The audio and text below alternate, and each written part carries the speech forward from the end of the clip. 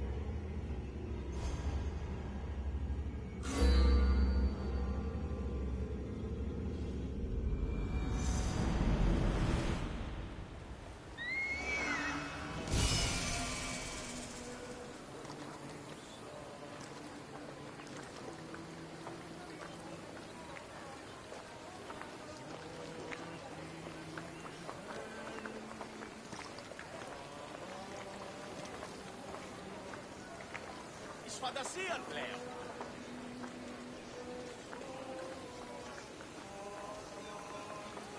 Τι γίνεται?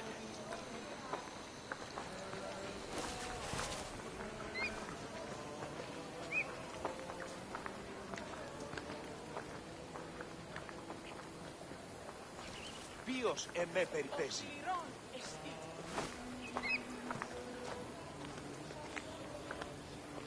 Το άδικον εστί.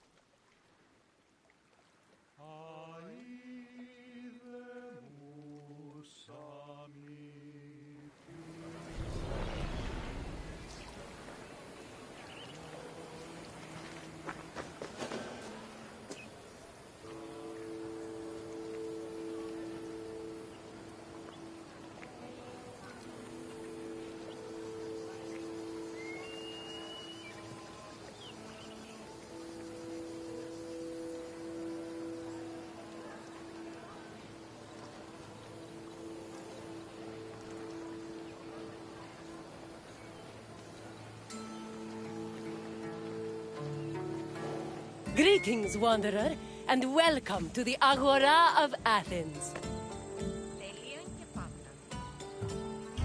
I love this Agora.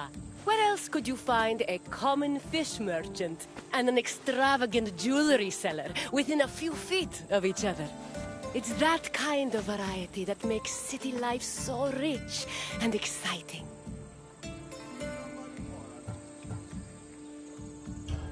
The Agora is the beating heart of any Greek city. It is a place where all types of people may gather, from citizens and foreigners to magistrates and philosophers. All manner of business is conducted here, including political meetings, legal proceedings, and trade. When you finish exploring, come find me, and we can talk more. See you soon, wanderer.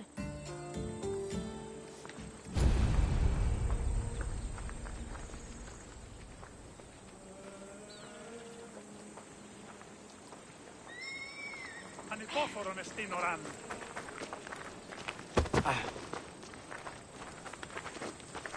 Ποιος ο υπέτειος?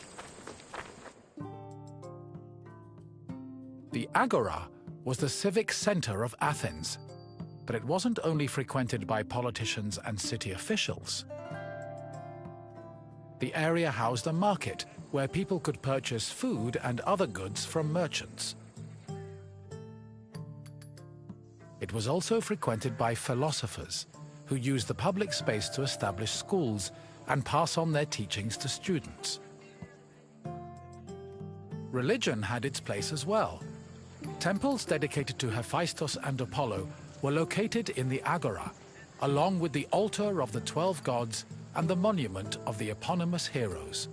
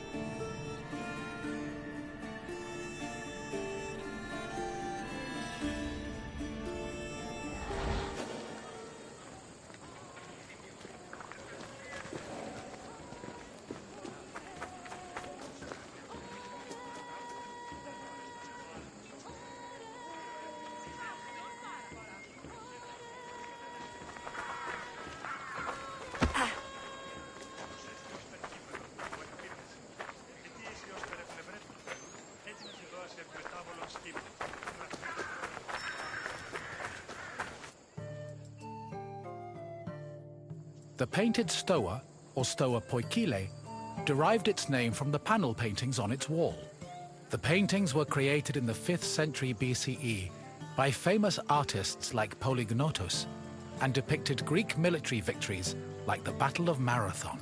The stoa served as a public meeting place for citizens, but it was especially popular with philosophers who used the space to pass on their teachings. In 301 BCE, the philosopher Zeno of Kition chose the Stoa Poikile as the location for his school of philosophy, the appropriately dubbed Stoicism.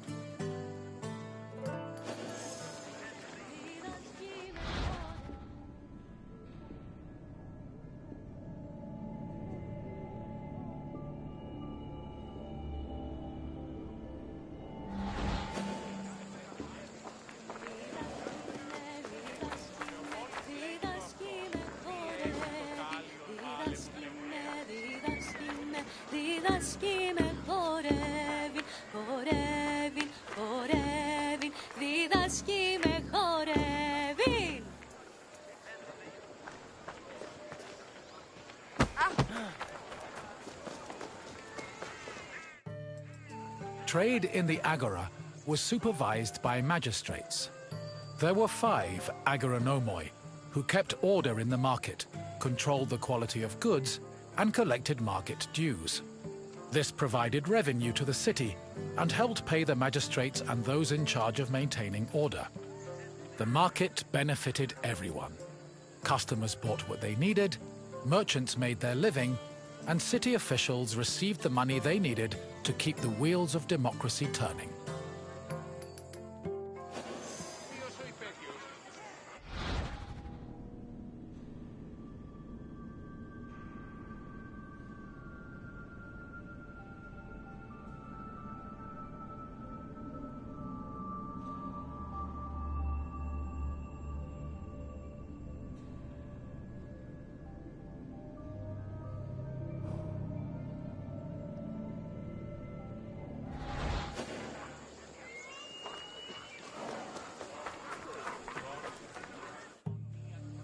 The original Temple of Apollo Patrous was built around 535 BCE by Pisistratos, but was destroyed by the Persians during their invasion a few decades later. It long remained in ruins, except for the altar, which was left standing as a reminder of the Persian sacrilege. Eventually, a new temple was built in the 4th century BCE. Inside was a statue made by Euphranor, the same artist who painted in the Stoa of Zeus. The temple held special significance in Athens as it was connected to the origin of the city's people. The name Patroos, meaning fatherly, referenced the belief that Apollo was the father of Aeon, founder of the Aeonian Greeks, from whom all Athenians are descended.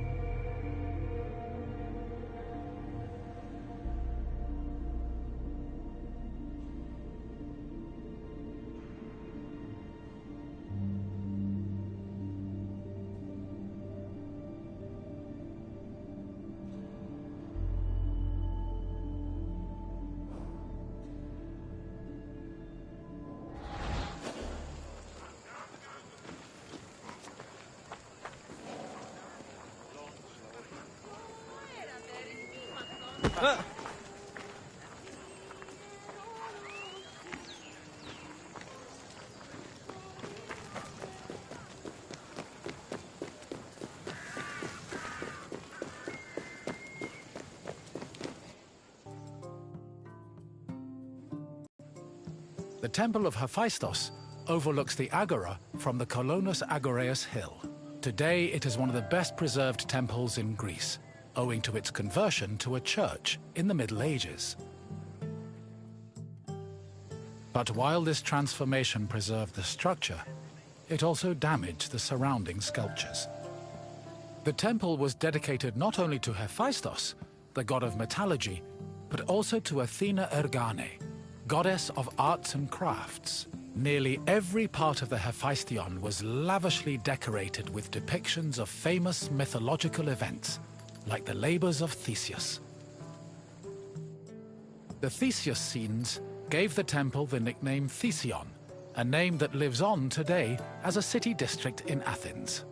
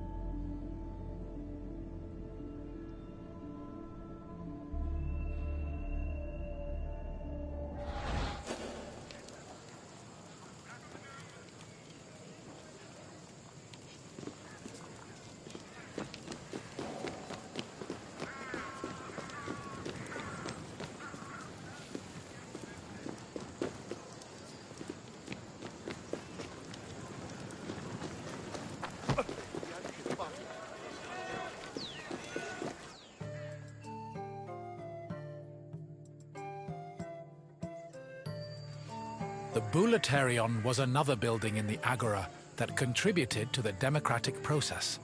It housed the Athenian Council of Citizens, the Boulé.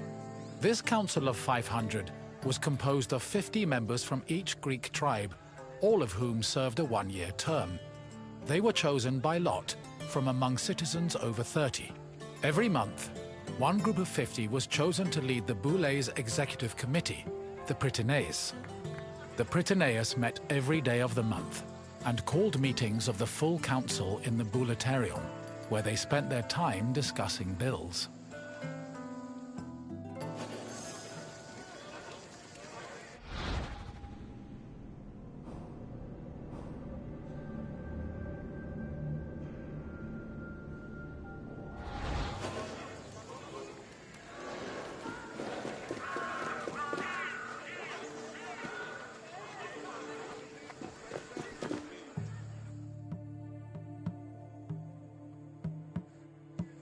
The Prytaneon was one of the most important buildings in the Agora, as it was the headquarters of the Prytaneis.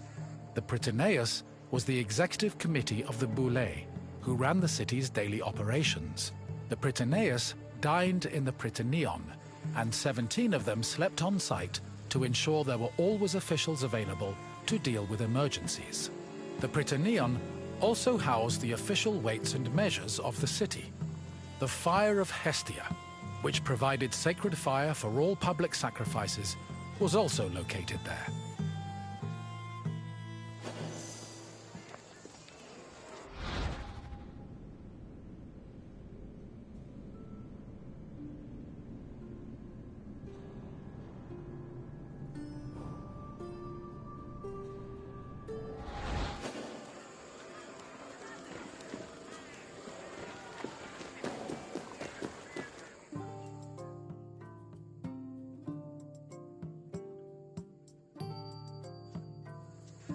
The Heliaia was the most important court in Athens and was presided over by a group of judges called Heliasts. Judging was a regular part of an Athenian citizen's life, with trials happening almost every day. Heliasts were chosen randomly based on two factors. First, that they were on the official list of 6,000 potential Heliasts. Second, that they were present at court on the day of the trial. A stipend of 2 obols was established by Pericles to compensate for the loss of work while on Heliast duty, and also to encourage participation in the judiciary process.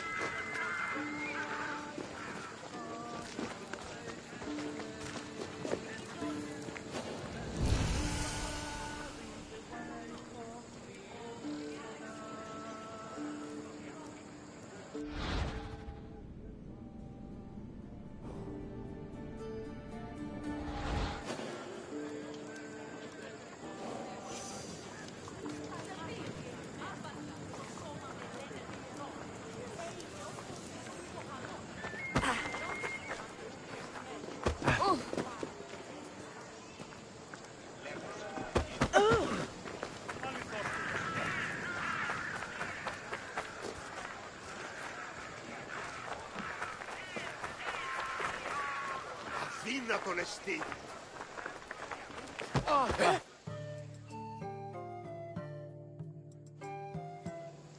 In the Agora, an Athenian could buy and sell many different products. The permanent retail market was divided into sections according to the category of merchandise. Merchants and craftsmen who worked in the market could be citizens, foreigners, or even freed slaves. They sold everything from food and clothes to jewelry and slaves. With so much variety, competition was fierce, and that competition helped regulate the market's prices.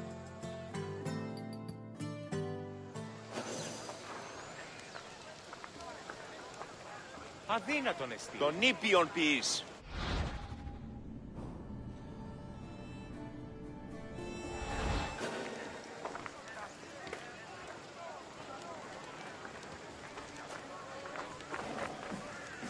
Πάψε, κράζωσι.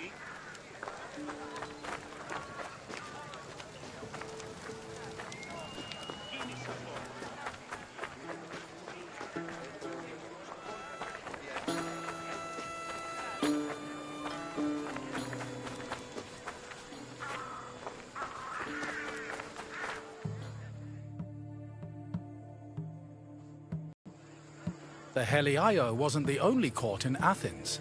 This other court was located next to the South Stoa. Historians believe it to be a court based on the discovery of a nearby box containing 7 bronze ballots. These ballots were used by jurors to give their verdicts. The reason trials were so common in Athens might have been related to their democratic regime, which promoted the individual's right to demand reparations for injustice. However, not all legal matters were settled in this fashion. If a claim was small enough, it was settled individually by a magistrate. Public trials were reserved for more serious offenses, such as murder, theft, and political crimes.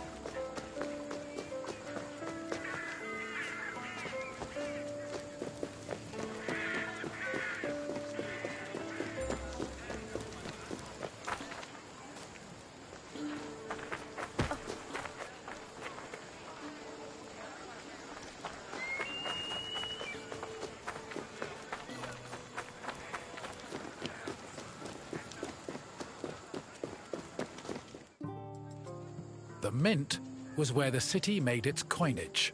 It is believed that Athens' mint was in the city's agora, as modern excavations have turned up small disc-shaped pieces of metal used to make coins.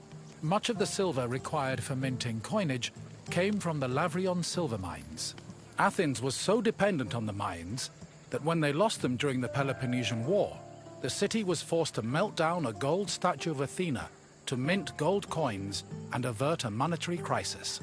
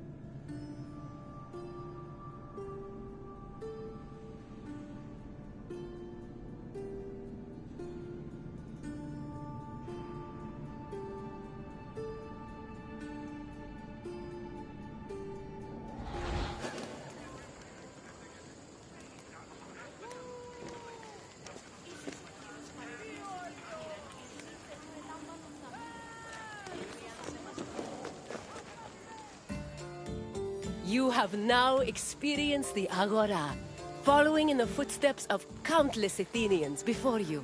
I hope the trip has impressed upon you how important this place was to trade, politics, and law. If you have any questions, don't hesitate to ask.